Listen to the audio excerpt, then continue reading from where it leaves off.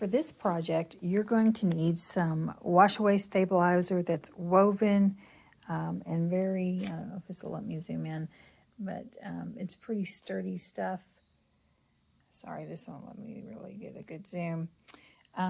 Then you'll need some painter's tape, something sharp to cut out the holes, of course bobbin thread, things to trim with. I use this brown for the lettering.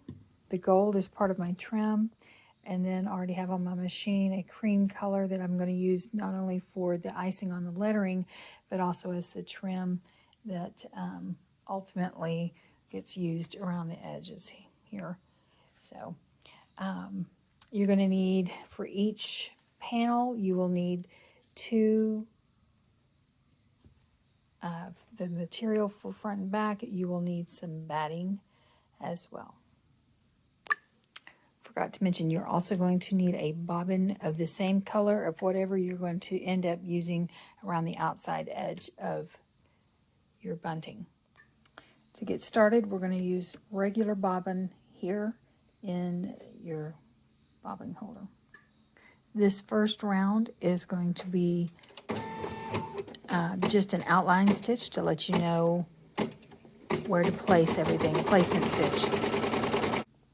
Okay, so you may want to use a darker color thread. I can see this just fine, doesn't bother me, and I should have used it for the purpose of this video, but you will place your batting over the thread for the next round. This is round 2. I'll meet you back here in just a moment. We have finished round 2, and I've just trimmed away the bottom of this since it was a long piece for me. I generally like to wait and trim all of my batting, my material, and the backing piece at the same time after we've just put the back part on. So this next round, you will need to put your material right side up onto your sewing machine.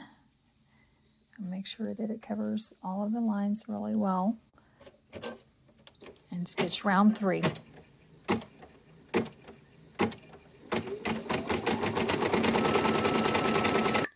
We have finished round 3, and you will notice that this is just a little bit different type of a stitch. It's an extra sturdy one because when we get ready to start putting the letter on here, it really starts to pull.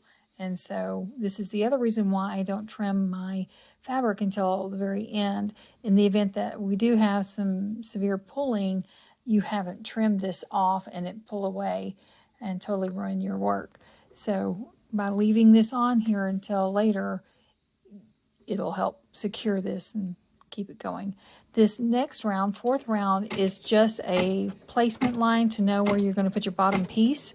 If you are not going to use the bottom piece, you can skip this part.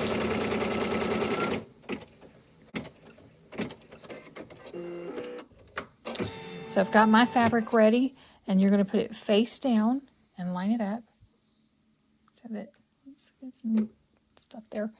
Make sure you're going to have plenty of overlap. I usually like to leave at least 1/4 inch. So depending on how much you've got in your material, if it's your scrap material or whatever extras you're going to use at this point.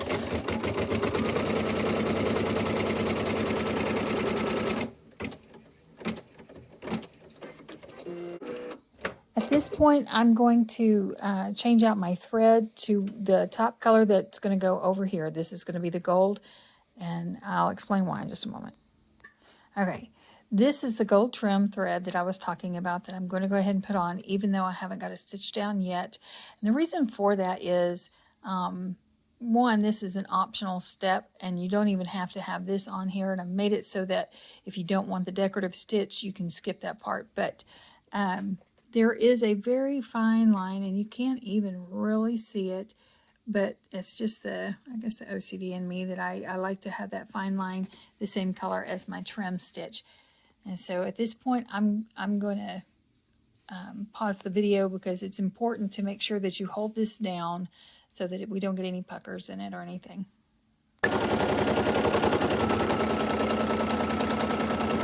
And here's where it goes across, and why I like the same color.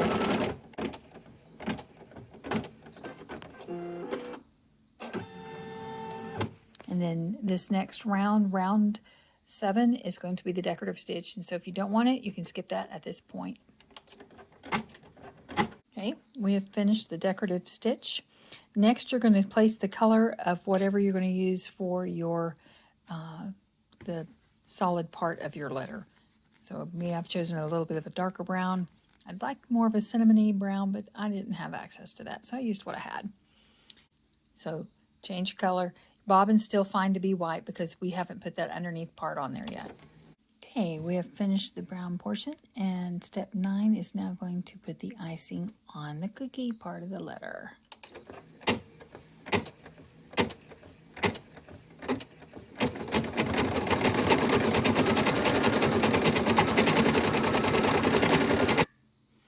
I think this stem stitch is probably one of my favorite stitches. It reminds me a lot of hand embroidery.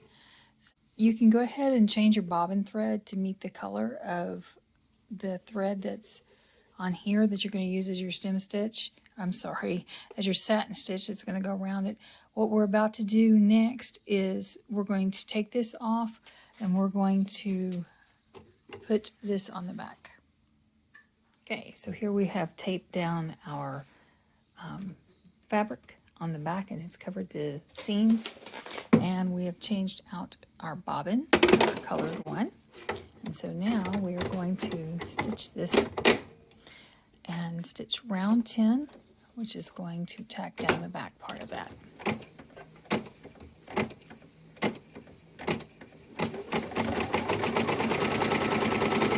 Okay, so we have finished round 10. I've removed the tape from the back, and the next step is going to be to trim around the edges of both the back and the front. So my phone died, but I finally got the material trimmed off of both the front and the back.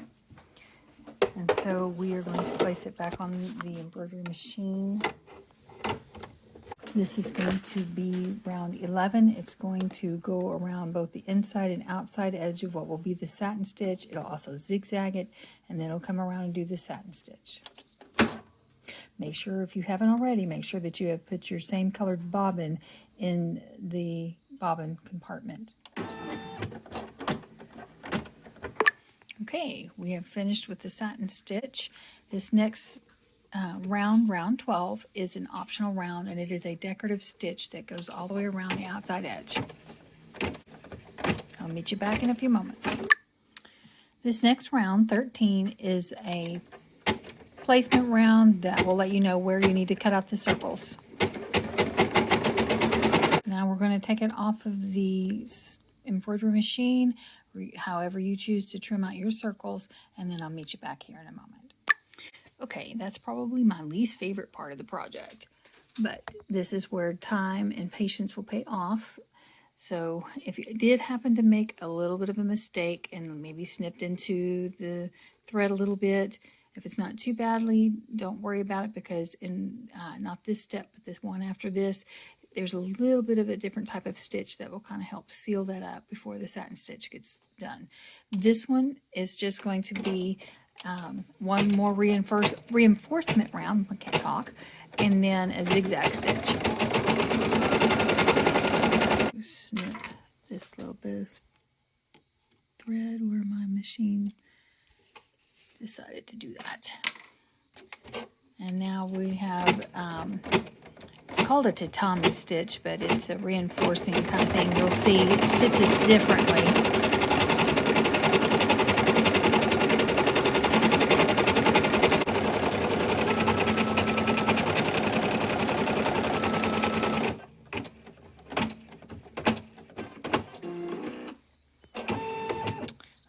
Our project is done, and so you're going to cut it away from the washable stabilizer. Then I'm not going to wash mine. I'll just wet a Q-tip with warm water and just go along the edges and trim it up, and then I'll be connecting them all with twine.